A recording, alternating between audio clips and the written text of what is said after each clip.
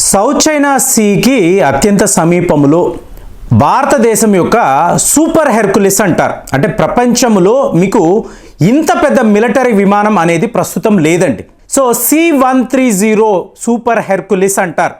అంటే మొన్న టర్కీలో మీకు ఇలాగ ఎర్త్క్వేక్ జరిగినప్పుడు మీకు అక్కడ సహాయం చేయడానికి ఈ C-130 సూపర్ హెర్కులిస్నే వాడాం.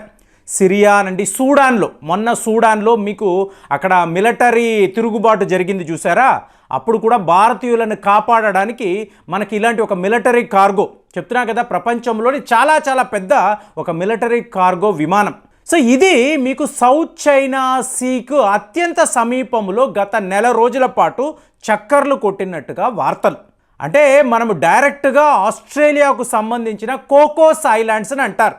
అంటే వెస్ట్ ఆఫ్ పెర్త్, ఆస్ట్రేలియాలో ఉండే పెర్త్కి 3000 కిలోమీటర్లో మీకు 27 దీవులు. సో ఇక్కడ మీకు భారతదేశము సరికొత్త మిలిటరీ బేస్ను ఏర్పాటు చేయబోతుందా? ఇప్పుడు ఇదే వార్త. 2020లో ఇండియాకు ఆస్ట్రేలియాకు మధ్య డిఫెన్స్ లాజిస్టిక్స్ అగ్రిమెంట్ ఒకటి అయ్యింది. దీని ప్రకారము మీకు అండమాన్ నికోబార్ దీవుల్లో ఆస్ట్రేలియాకు సంబంధించిన యుద్ధ విమానాలు, అలాగే ఈ కోకోస్ ఐలాండ్స్ అనబడే ఈ ప్రాంతాలలో భారతదేశానికి సంబంధించిన మిలిటరీ విమానాలు.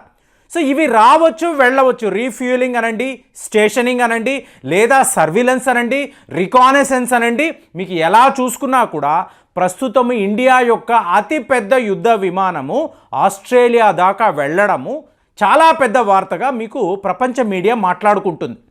అంటే ఇందులో ముఖ్య ఉద్దేశం ఏమిటి అంటే, ఆల్రెడీ నేను మాట్లాడాను, ఇండియాకు సంబంధించిన ఒక మిలిటరీ బేస్ను మనము ఆస్ట్రేలియాలో ఏర్పాటు చేస్తున్నామా. ఇప్పుడు ఈ కోకోస్ ఐలాండ్స్ అని అన్నారు అనుకోండి, చిన్న చిన్న ఎయిర్ స్ట్రిప్స్. ఇప్పుడు మీ దగ్గర ఒక విమానం డార్నియర్ అంటారు, ఈ డార్నియర్ విమానాన్ని మనం తీసుకువెళ్ళాం. సో హ్యాపీగా దాన్ని ల్యాండ్ చేయగలిగాము, మళ్ళీ టేక్ ఆఫ్ కూడా చేయగలిగాం. అదే C-130 సూపర్ హెర్కులిస్, ఈ విమానము ఇలాంటి ఎయిర్ స్ట్రిప్లో దిగాలి, మీకు అక్కడ డిప్లాయ్ చేయాలి అంటే చాలా చాలా కష్టం. కాబట్టి మనం ఈ కోకోస్ ఐలాండ్స్లో చాలా పెద్ద ఒక ఎయిర్ స్టేషన్ను ఏర్పాటు చేయాలి అని చెప్పి మనం అనుకుంటున్నాం.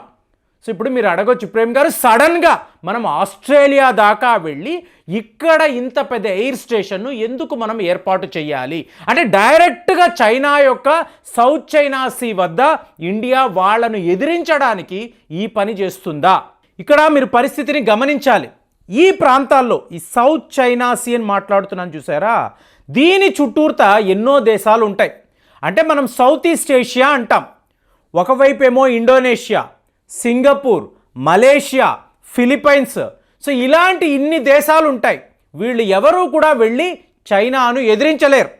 సో ఇక్కడ అతిపెద్ద దేశము ఆస్ట్రేలియా దగ్గర కూడా చైనాను ఎదిరించే కెపాసిటీ అనేది లేదు. కాబట్టి వీళ్ళు ఏం చూస్తారు అంటే, మీకు Atlantic ocean, Pacific ocean, Indian ocean. So ఇక్కడ ఒక బలమైన శక్తి మీకు ఈ ప్రాంతాన్ని రక్షించడానికి ఒక ఏర్పాటు కావాలి. ఇప్పుడు మీరు క్వాడ్ అంటారు. ఇప్పుడు క్వాడ్ అన్నారంటే ఏంటి? India, Japan, Australia, America. So ఇప్పుడు క్వాడ్ అనేది ఒక మిలిటరీ గ్రూప్ కాదండి. ఇప్పుడు నాటో లాగా ఇది డిఫెన్స్కి సంబంధించిన గ్రూప్ కాదు. కాబట్టి మీకు ఎవరు కూడా మిలిటరీ యాక్షన్ అనేది తీసుకోలేరు. కానీ ఇండియన్ ఓషన్ అన్నారు అనుకోండి, ఇప్పుడు చైనా వాడేమంటాడు, Indian ocean is not India's ocean. Indian ocean అంటేనే హిందూ మహాసముద్రం అంటే భారతీయులు ఏదో మాదే అని ఫీల్ అవుతారు. అలా కాదు, మాకు కూడా ఇందులో భాగం ఉంది, మా షిప్పులు కూడా ఇండియన్ ఓషన్లో తిరగడానికి మాకు అధికారం ఉంది, ఇంటర్నేషనల్ చట్టాలు ఇలాగే చెప్తున్నాయి అని చెప్పి చైనా వాడు ఆర్గ్యూ చేసేవాడు చూడండి, సౌత్ చైనా సీ నుంచి మెల్లమెల్లగా ఇండియన్ ఓషన్లోకి తన యొక్క ఈ కార్గో షిప్పులను పంపిస్తూ ఉంటాడు. మీకు ఒక ఇండోనేషియానో, సింగపూరో, మలేషియానో, ఇంకా చెప్పాలంటే ఆస్ట్రేలియానో వీళ్ళు చైనానే అడగలేరు, నువ్వు మా సముద్ర జలాల్లోకి ఎలా వస్తావు అని అడిగితే, కాదు ఈ సముద్ర జలాలంతా మావి, చైనాకు సంబంధించినవి, మీకు సంబంధం లేదు, మమ్మల్ని క్వశ్చన్ చెయ్యకండి అని చెప్పి బెదిరిస్తాడు. సో చిన్న చిన్న దేశాలు చైనాను ఎదిరించలేరు.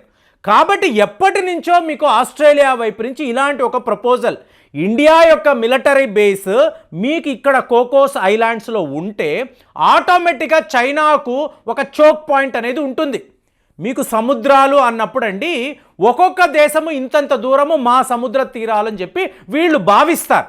భావించడం కాదు, మీకు ఇంటర్నేషనల్ చట్టాలు కూడా ఇవే చెప్తున్నాయి. ఇప్పుడు ఇండోనేషియా అన్నారనుకోండి, ఇంత దూరము దాకా కూడా అంటే మీకు 150 కిలోమీటర్లు 200 కిలోమీటర్ల వరకు ఇండోనేషియాకు సంబంధించిన సముద్ర జలాలు అని చెప్పి మీకు ప్రపంచ స్థాయిలో మాట్లాడతారు. ఇదే లెక్కే ఫిలిప్పైన్స్కు ఉంటుంది, మలేషియాకు ఉంటుంది, సింగపూర్ కూడా ఉంటుంది. కానీ చైనా వాడు వీటిని ఒప్పుకోడు. చైనా షిప్పులు ఎక్కడికి వెళ్ళినా మీరు ఎవరు నన్ను ఆపకూడదు అంటాడు. అలాంటప్పుడు ప్రతి ఒక్క దేశాన్ని ఇలా బెదిరిస్తూ ఉంటే మీకు ఒక పవర్ఫుల్ కంట్రీ అక్కడ తన యొక్క ఎయిర్ బేస్ను ఉంచాలి, ఒక మిలిటరీ బేస్ను ఏర్పాటు చేయాలి. ఇది ఆస్ట్రేలియా ఇండైరెక్ట్గా ఇండియాకు చెప్పే విషయం. సో ఇక్కడ ఏం జరుగుతుంది అంటే మనము రేపు ఇలాంటి ఒక పెద్ద ఎయిర్ స్టేషన్ను ఆస్ట్రేలియాలో వెస్ట్ ఆఫ్ పెర్త్ 3000 కిలోమీటర్లో 27 దీవులు ఉండే కోకోస్ ఐలాండ్స్లో మనం ఏర్పాటు చేసి మన యుద్ధ విమానాలను అక్కడ మోహరించాం అనుకోండి. C-130 సూపర్ హెర్కులిస్ కాదండి, రేపు P-8 అనమాట, అంటే పొసైడియన్ 8 అంటారు.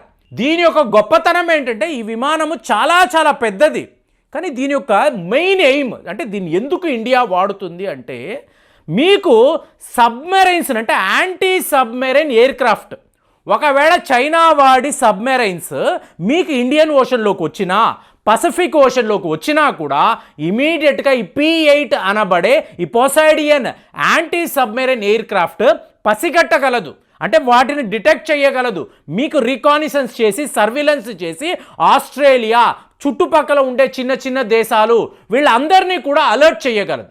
అంటే చైనా యొక్క సబ్మెరైన్కి ఒక మెయిన్ చెక్ పాయింట్గా ఇండియా ఇవాళ ఇలాంటి ఒక ఎయిర్ స్టేషన్ను ఆస్ట్రేలియాలో ఏర్పాటు చేస్తుందా? ఇది చైనా వాడు మాట్లాడుతున్న విషయం. అంటే మమ్మల్ని ఆపడానికి భారతదేశము చేస్తున్న ఒక ప్రయత్నం ఇది. దీనిని మేము అంగీకరించము. ఇండియా ఆస్ట్రేలియా కలిసి మా మీద ఇలాగ ఒక చెక్ పెట్టడం అనేది కరెక్ట్ కాదు, ఇది ఇంటర్నేషనల్ చట్టాలకు వ్యతిరేకం అని చెప్పి చైనా వాడు మాట్లాడుతున్నాడు. ఇప్పుడు మీరు అడగొచ్చు, ఇండియా పని కట్టుకొని ఈ పని ఎందుకు చేయలేదు? ఎందుకంటే ఇండియన్ ఓషన్, హిందూ మహాసముద్రం మన వరకు మనం సేఫ్ కదా. ఇవాళ ఒక ఆస్ట్రేలియానో ఇండోనేషియానో వీళ్ళని రక్షించడానికి ఇండియా తన యుద్ధ విమానాలను ఆస్ట్రేలియా దాకా ఎందుకు పంపిస్తుంది? ఇప్పుడు పరిస్థితి అలా ఉండదండి. ఇప్పుడు చూడండి, లాంబాక్ అంటారు, లాంబాక్ స్ట్రైడ్ అన్నారు అనుకోండి, సరిగ్గా మీకు ఇండోనేషియా దగ్గర వస్తుంది. అంటే ఆస్ట్రేలియా ఇండోనేషియా హిందూ మహాసముద్రము. సో ఇక్కడ ఉండే ఒక అతి ముఖ్యమైన స్ట్రైట్ అంటే ఏంటి, ఓడలు ఎక్కువగా తరచుగా వచ్చి వెళుతున్న మార్గము. సో ఇప్పుడు ఏమైంది, చైనా వాడి ఓడలు ఇక్కడికి వచ్చాయనుకోండి, వాళ్ళు ఆటోమేటిక్గా ఇండియన్ ఓషన్లోకి ఎంటర్ అవుతున్నారు కదా. సో మన టెరిటరీలోకి వస్తున్నారు కదా, దీనిని మనం ఆపాలి కదా. ఆపాలి అంటే అక్కడ ఒక మనకు ఎయిర్ స్టేషన్ ఉండాలి. అలాగే మలాకా స్ట్రైట్ అంటాం. మలాకా స్ట్రైట్ ఇండియా నుంచి ఒక 1000 కిలోమీటర్ల దూరంలో ఉండే ఒక ముఖ్యమైన ఒక సముద్ర మార్గము. సో సింగపూర్ మలేషియాకు అత్యంత చేరువలో ఉండేది మలాకా స్ట్రైట్. సో ఇది కూడా ఇండియా కంట్రోల్లోనే ఉంటుంది. సో ఇక్కడ ఒక చెక్ పాయింట్ పెట్టాలి అనుకోండి, మీరు ఏం చేస్తారు, ఆటోమేటిక్గా ఆస్ట్రేలియాలోనే ఒక మెయిన్ ఎయిర్ స్టేషన్ను ఏర్పాటు చేస్తారు. ఇలా ఇండియా చైనాను ఆపాలి అంటే ఒక చాక్ పాయింట్లో చైనా యొక్క ఈ నేవీ వెసల్స్ రాకుండా ఉండాలి అంటే వాళ్ళు వ్యాపారము అని చెప్పి వాళ్ళ యొక్క వాణిజ్య ఓడలను హిందూ మహాసముద్రంలోకి తీసుకురాకుండా ఉండాలి అంటే మనము ఎక్కడికక్కడ ఒక చెక్ పాయింట్ పెట్టాలి. అలాగే చైనా నేవీకి సంబంధించిన సబ్మెరైన్స్ ఎక్కడ తిరిగినా కూడా వాడి లిమిట్స్ దాటి వాడు వస్తే ఇమీడియట్గా ఇండియా యొక్క P-8 అనబడే యాంటీ సబ్మెరైన్ ఎయిర్ క్రాఫ్ట్ చుట్టుపక్కల ఉండే దేశాలనంతా కూడా అలర్ట్ చేస్తుంది. మరి ఇండియా యొక్క మిలిటరీ బేస్ ఆస్ట్రేలియాలో ఉండడాన్ని మీరు ఎలా చూస్తున్నారు? కామెంట్స్లో రాయండి. మళ్ళీ వచ్చే వీడియోలో కలుద్దాం. జై హింద్.